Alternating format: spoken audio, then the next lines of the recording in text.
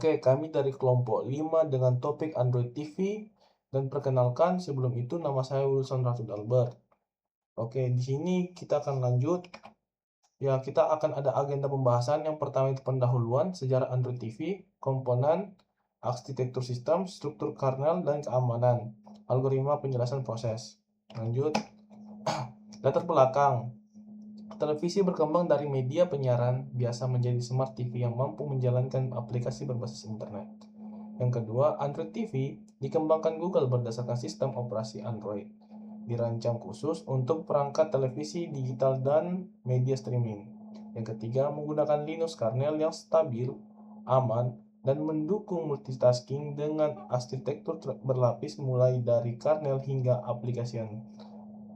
Yang keempat, menerapkan algoritma penjadwalan proses agar aplikasi streaming, game, dan layanan lainnya berjalan bersama secara lancar. Yang selanjutnya, rumus masalah tujuan penulisan. Ya, di sini ada rumus masalah dan tujuan penulisan. Yang pertama, untuk rumus masalah, apa yang dimaksud dengan Android TV? Yang kedua, bagaimana sejarah perkembangannya? Yang ketiga, apa saja komponen sistemnya? Bagaimana struktur sistem dan kernelnya? Bagaimana algoritma dan penjelasan prosesnya? Sini ada tujuan penulisan, itu menjelaskan pengertian Android TV sebagai OS Smart TV, mengetahui sejarah perkembangan Android TV, menjelaskan komponen sistem pembangun Android TV, mendeskripsikan struktur sistem dan kernel Android TV, menjelaskan algoritma penjadwalan proses yang digunakan. Selanjutnya, dari Google TV menuju Android TV. Dari tahun 2010, Google TV dikembangkan bersama Sony, Intel dan Logitech untuk menggabungkan siaran TV dengan akses internet. Kendala yang dihadapi antar muka rumit, kurangnya dukungan aplikasi, harga perangkat mahal, pengalaman pengguna belum optimal. Dan pada 2014, Android TV diluncurkan diperkenalkan di Google I/O input-output 2014 dengan pendekatan lebih modern, sederhana, dan cepat. Fitur utama saat peluncuran antarmuka berbasis kartu, dukungan Google Play Store, integrasi Google Cache, dukungan game Android, pencarian suara atau voice search. Oke, dan selanjutnya akan dijelaskan oleh teman saya. Dan di sini saya ingin melanjutkan presentasi selanjutnya. Sebelumnya perkenalkan, nama saya Hernawan Arya Mutakin dengan NIM 672024-202. Di sini kita memasuki pada slide evolusi versi Android TV. Pada tahun 2014, Android TV yang versi 5.0 Lollipop adalah versi pertama dari Android TV. Lalu, pada tahun 2016, Android TV mengeluarkan versi 7.0. Pada versi ini mulai diperkenalkan dukungan Picture-in-Picture. Pada tahun 2018 ada Android versi 9P yang membawa pembaruan pada navigasi dan sistem rekomendasi konten yang menjadi lebih baik. Yang tahun 2020 mengeluarkan Android versi 11 yang berfokus pada manajemen memori dan pengalaman bermain game yang lebih baik. Pada tahun 2022, Android mengeluarkan versi 13 untuk TV yang menghadirkan peningkatan pada sektor audio dan aksesibilitas. Pada tahun 2024, Android mengeluarkan versi 14 untuk TV yang mencangkup versi terbaru ini difokuskan pada optimasi performa dan efisiensi daya.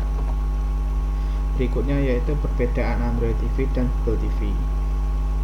Untuk Android TV ada berperan sistem operasi atau fondasi utamanya. Yang kedua, menggunakan basis Linux kernel yang ditunjukkan untuk perangkat smart TV, set-top box, dan media streaming. Yang ketiga, tugas utamanya adalah mengelola perangkat keras dan proses memori dan keamanan di lapisan paling inti sistem. Untuk Google TV, yang pertama berperan sebagai antarmuka UI atau pengalaman pengguna. Yang kedua, mulai diperkenalkan pada tahun 2020 melalui perangkat Chromecast with Google TV. Yang ketiga yaitu menawarkan tampilan baru dan juga sistem rekomendasi konten yang jauh lebih baik personal di atas platform Android TV.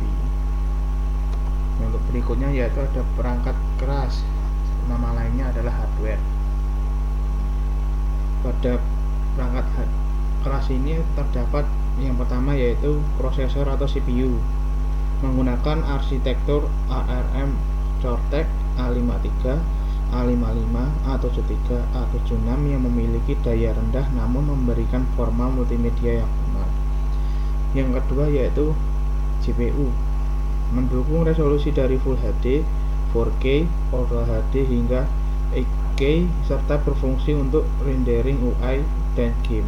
Yang ketiga yaitu ada RAM memiliki variasi kapasitas mulai dari 2 GB untuk versi dasar, 3-4 GB untuk kelas menengah, dan 6-8 GB untuk TV kelas premium. Yang keempat ada penyimpanan internal. Kapasitas bawaan berkisar antara 8-64 GB dan sistem ini mendukung penambahan memori atau storage eksternal via USB dan SD card. Yang kelima ada modul jaringan dilengkapi dengan WiFi, Internet, dan Bluetooth untuk kebutuhan konektivitas perangkat. Yang keenam ada efisiensi daya menggunakan arsitektur yang hemat energi agar aman untuk penggunaan dalam jangka waktu yang panjang. Berikutnya ada arsitektur sistem yang berlapis Android TV. Yang pertama itu ada aplikasi. Lapisan atas yang berisi aplikasi sistem maupun aplikasi pengguna seperti YouTube, Netflix, Google TV, dan sebagainya. Yang kedua ada application framework, yaitu kerangka kerja yang menyediakan layanan seperti activity, window, package, notification, dan resource manager. Yang ketiga ada Android Runtime atau ART dan native libraries. Nah, lapisan ini bertugas untuk mengeksekusi aplikasi dan berisi libraries inti seperti OpenGL, Media Framework, dan SQLite. Yang keempat ada Hardware Abstraction Layer atau HAL, berfungsi untuk menjembatani kernel dengan framework sehingga memungkinkan hardware berkomunikasi dengan sistem tanpa perlu mengubah kode aplikasi. Yang kelima ada Linux kernel. Ini inti dari sistem operasi yang menangani manajemen proses, memori, driver, keamanan, serta jaringan. Yang keenam ada hardware, yaitu lapisan paling dasar berupa bentuk fisik perangkat meliputi CPU, GPU, RAM, penyimpanan, dan modul jaringan. Selamat siang teman-teman dan Mas Danang. Perkenalkan, nama saya Riza Babakat Prastomo dengan NIM 672024-177. Di sini saya akan meneruskan penjelasan teman saya, yaitu apa sih fungsi utama dari Linux kernel? Yaitu ini yang disebut dengan inti sistem operasi yang menghubungkan perangkat kernel dengan perangkat lunak. Fungsinya itu ada proses manajemen, yaitu untuk mengatur kapan proses dijalankan, dihentikan, dan prioritasnya. Yang kedua ada device driver, itu untuk menghubungkan layar, speaker, remote, Bluetooth, Wi-Fi, dan USB. Ketiga tuh network management yang berfungsi sebagai mengelola komunikasi Wi-Fi, Ethernet, dan Bluetooth. 4 yaitu memory management, itu yang berfungsi untuk mengalokasi RAM, virtual memory, pegging, dan low memory killer atau LMKD. Terus ada file system management, yaitu untuk mengelola XCT4, F2VS, dan ROVS untuk data dan aplikasi.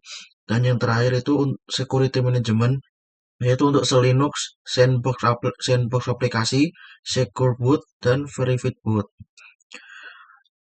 Ada hal native libraries and Android runtime, yaitu ada hardware abstraction layer, itu untuk menjembatani kernel dengan framework, menyembunyikan kompleksitas perangkat keras, kamera, Bluetooth, Wi-Fi, audio, HDMI, dan USB. Itu ada juga native libraries, OpenGLS dan Vulkan, yaitu untuk rendering grafis, Medium Framework, yaitu untuk decode video atau audio, dan SQLite and SS Library, yaitu untuk data dan keamanan. Terus ada juga Android Runtime, yaitu untuk menjalankan bytecode aplikasi, ahead of time dan just in time, dan startup lebih cepat, memori lebih efisien. Dalam aplikasi framework dan lapisan aplikasi itu apa aja sih? Yaitu ada Activation Manager, yaitu untuk mengatur siklus hidup aplikasi. Yang kedua ada Windows Manager, yaitu untuk mengelola tampilan antarmuka aplikasi. Terus ada Package Manager, yaitu untuk instalasi dan pembaruan aplikasi. Terus ada Notification Manager, itu untuk mengelola notifikasi pengguna. Dan Media Session Manager, yaitu untuk kontrol pemutaran via remote atau suara. Dalam sistem aplikasi ini ada Google Play Store, YouTube, Google Assistant, Google TV, Setting, dan Chrome Builds. Ya, untuk keamanan sistem Android-nya, yaitu mekanismenya untuk melindungi sistem data pengguna, yaitu ada Linux untuk membatasi akses aplikasi. Terus ada Verified Boot untuk memastikan OS tidak dimodifikasi secara tidak sah. Terus ada Secure Boot, yaitu untuk verifikasi keaslian perangkat lunak sejak booting. Dan aplikasi Sandbox, setiap aplikasi jalan di lingkungan yang terisolasi. Dan permission management untuk pengguna mengatur izin akses, mikrofon, lokasi, dan lain-lain. Sekian dari saya. Berlanjut dengan teman saya. Terima kasih. Nama saya William Jegoraitori.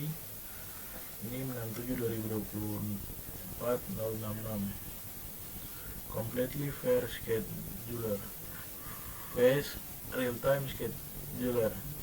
Completely Fair Scheduler atau CFS, scheduler utama Linux untuk proses normal, diperkenalkan pada kernel 2.623 oleh Igno Molnar, menggunakan konsep virtual runtime atau front runtime.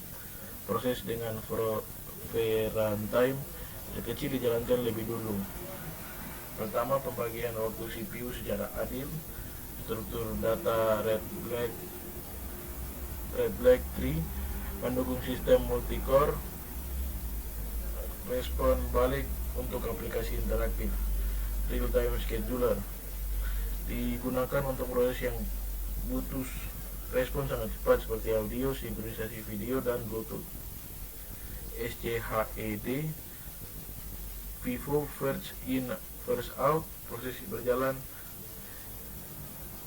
hingga selesai atau menyalakan CPU secara sukarela. Prioritas lebih tinggi bisa menggantikan. SCHED, RR atau round robin, setiap proses memperoleh jatah waktu. Time slice tetap menyeimbangkan keadilan dan kecepatan respon.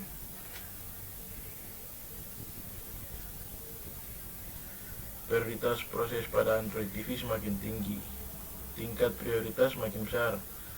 Akses proses terhadap CPU.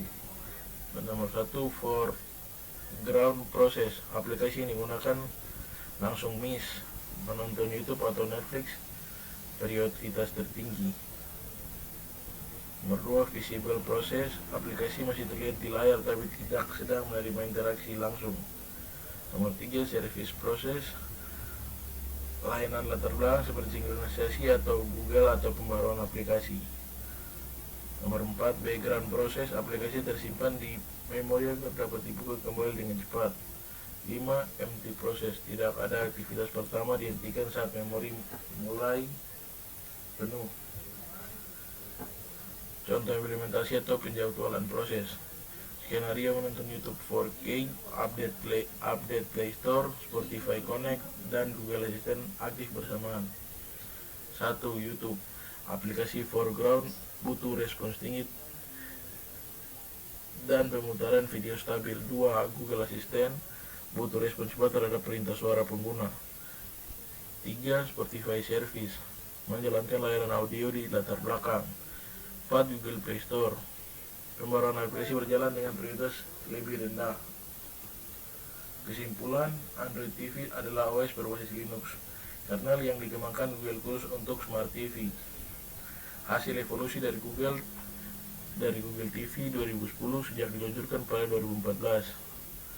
Nomor 2, arsitektur berlapis, hardware, kernel HAL, native libraries, ART, framework, hingga applications, membuat sistem modular, stabil, dan mudah dikembangkan produsen TV. Nomor 3, kernel Linux mengelola proses memori, driver, file system, jaringan, dan keamanan. Shell Linux Secure Boot Sandbox sebagai fondasi seluruh sistem.